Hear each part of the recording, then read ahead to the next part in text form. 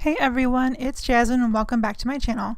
Today's card is going to be a watercolor Christmas card, and it's going to be the 6th in my Handmade Christmas series for 2016. So we are going to use this Unity Steps of Courage set. I'm going to use the flower image from that. It's not a traditional Christmas stamp, it's more of like an encouragement type set, but I thought it lended itself really well to the idea that I had. So I'm using some Canson 140-pound watercolor paper, and I'm going to ink that up in some white pigment ink from SSS Stamp, and then stamp that down using the MISTI.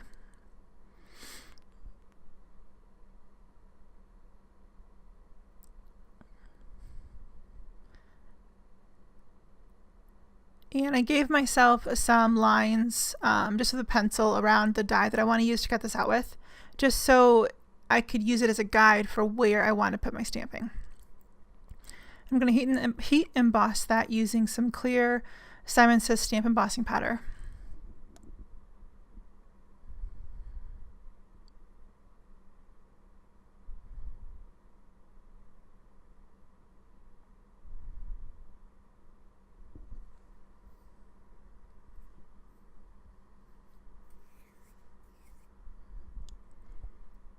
And then I cleaned my stamp, and I'm going to stamp it again, but just the top portion of the flowers towards the bottom left corner.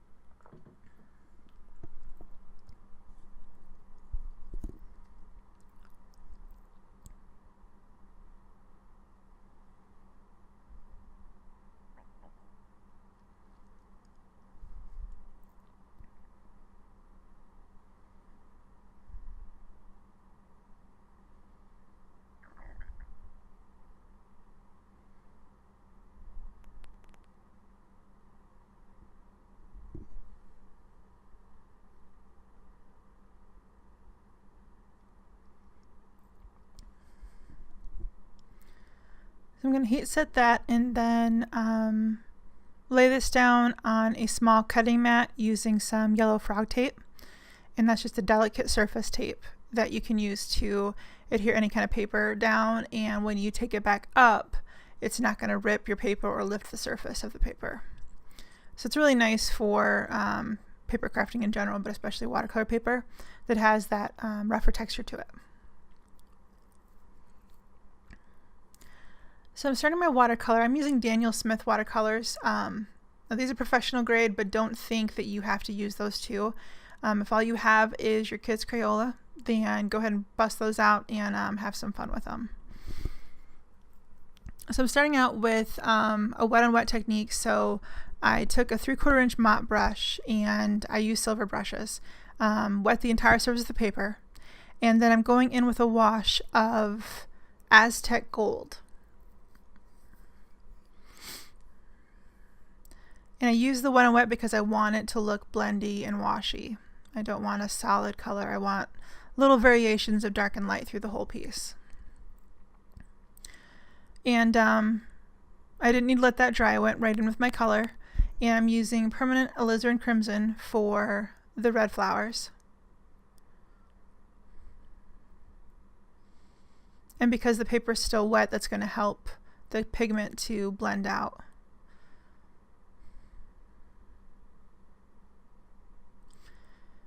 And it can be kind of hard to see where the lines intersect and what is supposed to be what when you have a white on white background with the stamping like I do. So I just have the line art there so I can see where the petals are versus the leaves and stems and such. So it just helps me to know where to place my color. And the brush I'm using here is a number 8.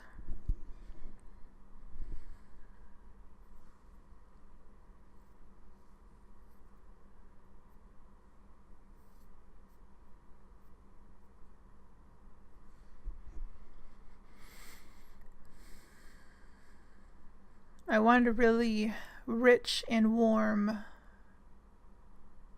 feel to this card. I wanted it to be comforting almost.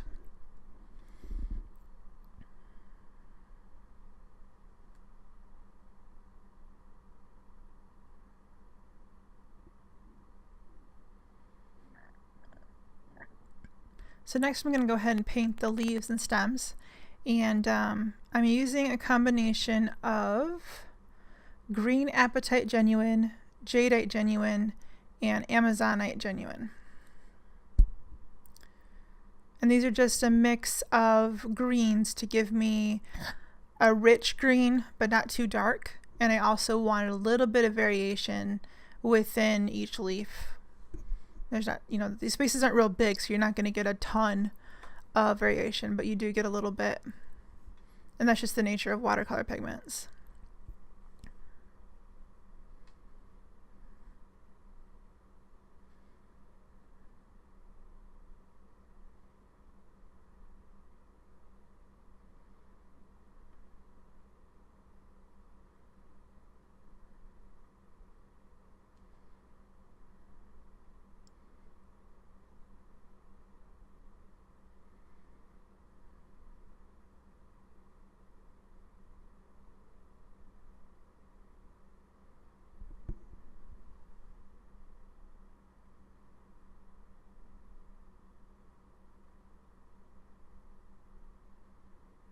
And by doing the gold wash underneath all of the other colors, it kind of gives a little more luminosity, and you get a little more of that shimmer throughout the whole piece.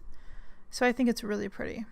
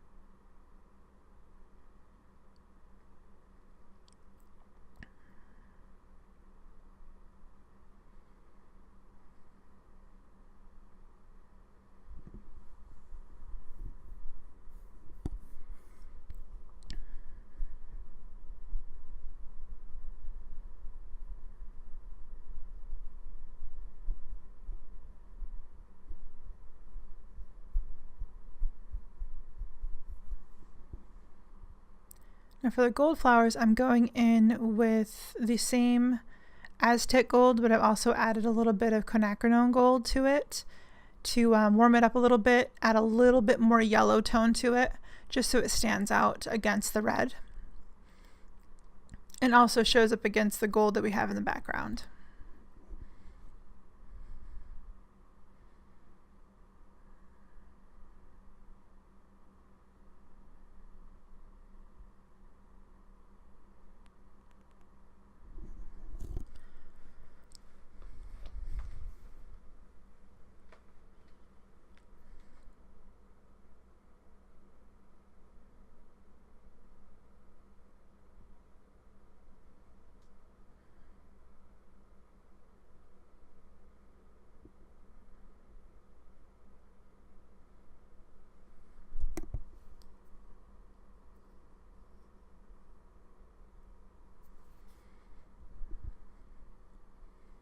And as you fill in the flowers and the leaves, the background is going to dry a little bit.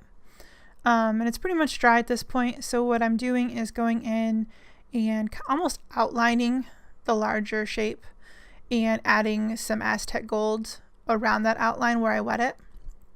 I want it to bloom out a little bit and fade into the background. So it's almost giving like a shadow effect to the images,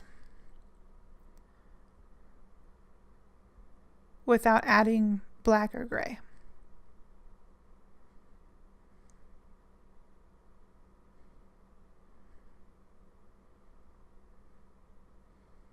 And wherever you lay down water over dry paper is where the pigment will move to.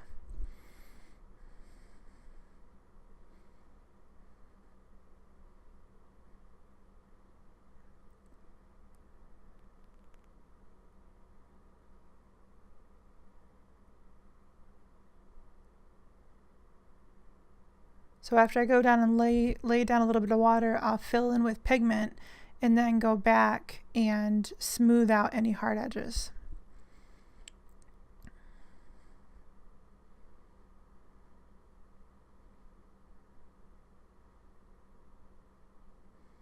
In some places the gold is a little more concentrated than others, so experiment with it and see kind of what you like and go from there.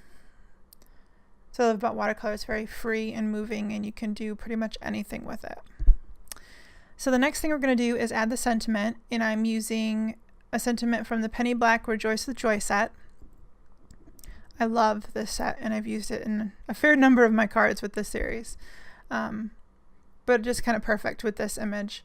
So I'm going to stamp that in Versamark using the MISTI so I can make sure that I get good solid image. I'm kind of shifting that in the light so I can see the Versamark to make sure I don't have any naked spots.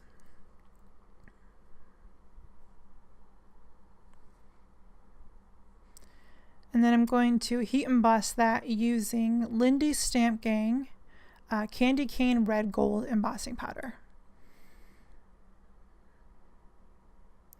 And I love Lindys embossing powders. They always have a two-tone to them, which means they shift colors in the light. And it's got a really pretty gold pearl sheen to the red that I think worked perfectly with the watercolors in the background.